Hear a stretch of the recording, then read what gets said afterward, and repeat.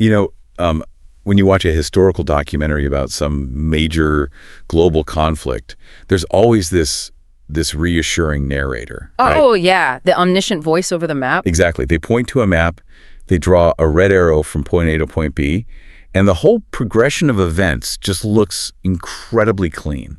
Like it was all inevitable. Right. It makes history look like this neatly organized chessboard where everyone knows exactly what the pieces are doing and, more importantly, why they're doing it. Yeah, but when you're actually living through the conflict, when you're in the thick of it, that chessboard is in a pitch black room, and the only light is like a strobe light going off at random intervals. That is a great way to put it. You just get these jarring, disconnected glimpses. Exactly. And you have to somehow figure out the entire game from those little flashes.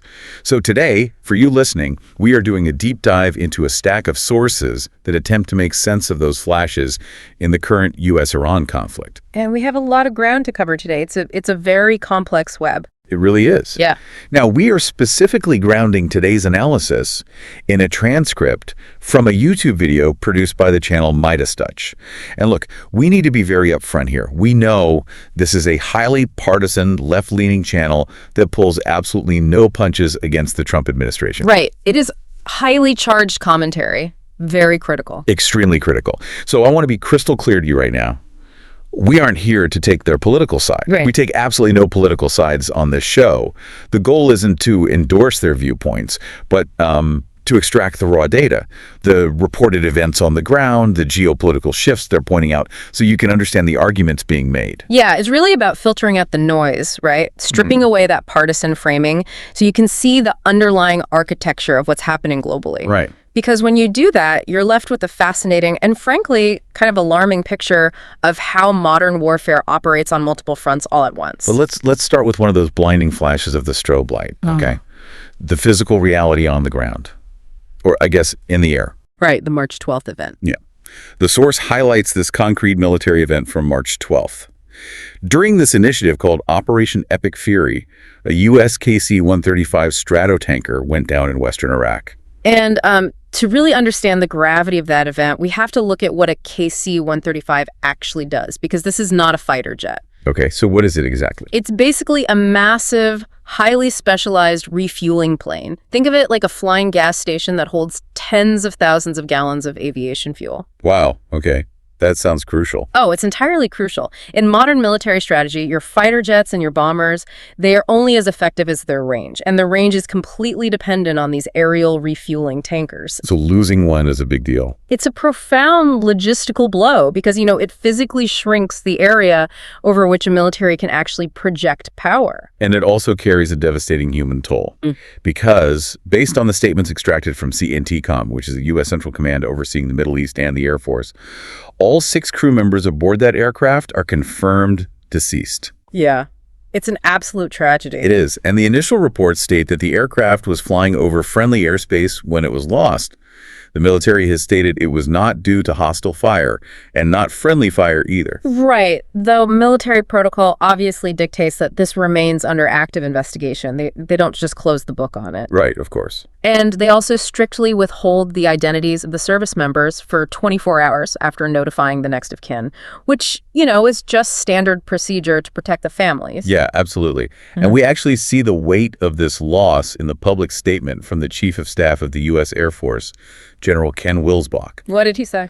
He stated, quote, "We are devastated by the loss of our airmen supporting Operation Epic Fury and extend our sincerest condolences to their families and communities affected." And he specifically noted that these warfighters answered the nation's call. And what's really fascinating here, well, fascinating and maybe a bit unsettling, is how the mechanics of a tragedy like this immediately get fed into the domestic information war. Oh, for sure. Because in a highly polarized environment, you have this fog of war. That initial period of confusion before all the facts are out, it creates a vacuum. And people rush in to fill it. Exactly. Political commentators will instantly rush in to fill that vacuum with their own established narratives. Okay, let's unpack this. Yeah. Because that is exactly what the source material does here. Right. The channel uses this specific crash to argue that it's evidence of an, quote, unlawful war spiraling out of control. They point to the loss of this tanker as proof that the administration basically has no defined objectives. Yeah, it's a huge leap. It is. It's like looking at one single puzzle piece, a tragic aircraft malfunction or accident, Yeah. and immediately claiming that it reveals the entire picture of a failed military campaign. And this is before the investigation has even really started. But that is exactly the nature of the information space during a conflict, right? If an observer is already highly critical of a military operation, then a logistical tragedy just becomes undeniable proof of systemic failure to them, regardless of the actual cause of the crash. The narrative just precedes the facts. Totally. So when the physical reality on the ground is this messy and the domestic interpretation is this fractured, an administration has to work overtime to project control, especially to its allies. Which brings us to this historic diplomatic disconnect. This part is wild. The G7 call. Yes. The source details reporting on a recent virtual G7 meeting where Donald Trump reportedly told world leaders that Iran is, quote, about to surrender. Wait, he said they're about to surrender? Yeah. And he went a step further. He suggested that the Iranian leadership structure has totally collapsed. He literally told the G7 that, quote, nobody knows who is the leader. I mean, that is a definitive claim of total dominance. The administration is projecting to the world's most powerful economic alliance that the adversary has essentially been decapitated. Right. Like everything is fine, nothing to see here. Exactly. The underlying message to the G7 is clearly, stay the course, do not panic about your energy markets, we have this completely under control. But then, the source pivots to the visual evidence coming out of Iran on that exact same day. The contrast here is just staggering. It really is. So while the G7 is being told nobody knows who the leader is, the source highlights massive Quads Day marches happening right in the middle of Tehran Square. And for context, Quads Day is an annual state-sponsored event. It's held on the last Friday of Ramadan. It's traditionally a pro-Palestinian, heavily anti-Western demonstration. Right. And this wasn't just like a grassroots civilian protest either. No, not at all. The source notes the highly visible, meticulously documented presence of top-tier Iranian leadership out in the open, coordinating these marches. Yeah, you have General Ahmad Reza Radan out there. You have Ali Laurani from their National Security Council, Foreign Minister Abbas Araghchi, and the Iranian president himself. Just out in the open. They are all making these highly publicized appearances, marching among crowds that are actively chanting death to America. So if we connect this to the bigger picture, just imagine the diplomatic whiplash this causes for a leader in France or Italy. Oh, man. I can't even imagine. Right, because on a secure conference call, you're hearing that the enemy leadership is gone. They're waving the white flag, but then you turn on your television screen and you are watching those exact same leaders organizing massive, defiant nationalist rallies in broad daylight. The dissonance is just impossible to ignore. But here's where it gets really interesting and honestly highly questionable from a strategic standpoint. Okay. The source notes that during this pro-government Quds Day rally, right in the center of Tehran, the U.S. and Israel actually launched an airstrike nearby. Right near the rally. Yeah. The video footage shows smoke rising in the air while the crowds react by just chanting Allahu Akbar. Wow. Okay, that raises a really important question about the distinction between military strategy and psychological impact. Right, because wait, let me push back on the logic of that strike for a second. Go for it. If the ultimate goal of an administration is to destabilize an adversary's leadership, right? Right. And to break the morale of the public, wouldn't launching an airstrike directly into the middle of a massive nationalist parade do the exact opposite? That is exactly the concern. Like, doesn't that just hand the Iranian leadership a massive PR victory and force the public to rally around the Ayatollah? Yes. It triggers this very well-documented psychological mechanism in political science. It's called the rally around the flag effect. Oh, I've heard of that. Yeah. When a population feels under acute external physical threat, internal domestic divisions tend to just evaporate. Support for the incumbent leadership, no matter how unpopular they might have been regarding domestic policies or the economy, it temporarily skyrockets because the population is desperately seeking security. So the argument from the source is that by striking near this parade, the U.S. and Israel are unintentionally doing the Iranian leadership's work for them. Exactly. They're cementing domestic support rather than fracturing it. The source is arguing that the military action is creating a profound strategic disconnect. How so? Well, the administration is claiming victory and surrender behind closed doors. But the visible reality on the streets of Tehran is organized. Public defiance. defiance that is potentially being strengthened by the very strikes meant to dismantle it. Wow. So if you're a G7 leader and you're processing this, you're hearing assurances of total control from Washington, but you're seeing an emboldened, highly visible Iranian leadership on the ground, you have to make a choice. And that choice is probably the most significant global consequence highlighted in this text. Yeah, this is the aha moment for the whole deep dive, honestly. Yeah. Traditional U.S. allies are actively breaking ranks and bypassing the United States completely. It's a massive shift because in geopolitics, economic necessity, specifically the flow of energy, will eventually override traditional military alliances every single time. The source reports that France and Italy are opening direct bilateral talks with Iran. Their specific goal is to secure safe passage for their commercial ships through the Strait of Hormuz. And they're doing this completely outside of the U.S. framework. Yes, we actually have a very revealing quote from Italy's defense minister, Guido Crosetto.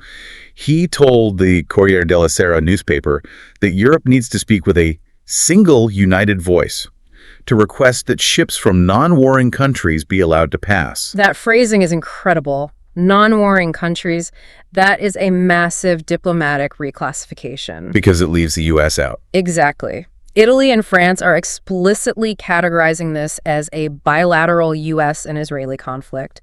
They are legally and rhetorically distancing themselves. They're basically telling Iran, hey, we are not part of Washington's strategy here. Just let our energy shipments through. And it's not just diplomatic posturing either. It is backed by physical military disengagement. Right, the troop movements. Yeah, the source highlights that Italy and France are actually pulling their troops out of Iraq.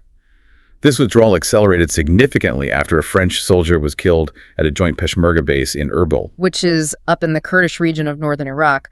Western coalition forces have historically maintained a very strong supportive presence there. So pulling those troops out of Erbil is a profound statement. It signals a physical disengagement from the U.S. military umbrella in the region. Let me try an analogy here, because the mechanism of this bypass is just fascinating to me. Let's hear it. Okay, imagine a massive, interconnected, global supply chain. Yeah. And it relies entirely on one premier cybersecurity firm, let's call them the U.S., to keep the network safe from hackers. Okay, tracking. For decades, everyone pays their dues, they trust this firm, but suddenly the cybersecurity firm gets into a massive, escalating cyber war with a specific group of hackers. And the collateral damage is taking down everyone else's servers. Right, the crossfire is hurting the client. Exactly. So the individual companies decide the premier firm is no longer keeping them safe. They quietly walk away and start signing backdoor, direct deals with the hackers themselves, promising not to interfere in the cyber war as long as their specific data is allowed to flow. That captures the dynamic perfectly. The global community is looking at the Strait of Hormuz, which, is this narrow, shallow choke point that serves as the world's most critical artery for oil shipments. Right. And they're realizing that the U.S. umbrella of protection is currently failing to keep the waters open. And Iran is leveraging this brilliantly. According to the source, Iran is demanding security guarantees from these European nations. Their stance to Arab diplomats is basically, there will be safety for all, or there will be safety for none. And the mechanism of a security guarantee in this context is really important. It usually means that in exchange for safe passage, European nations might have to offer diplomatic concessions. Like what?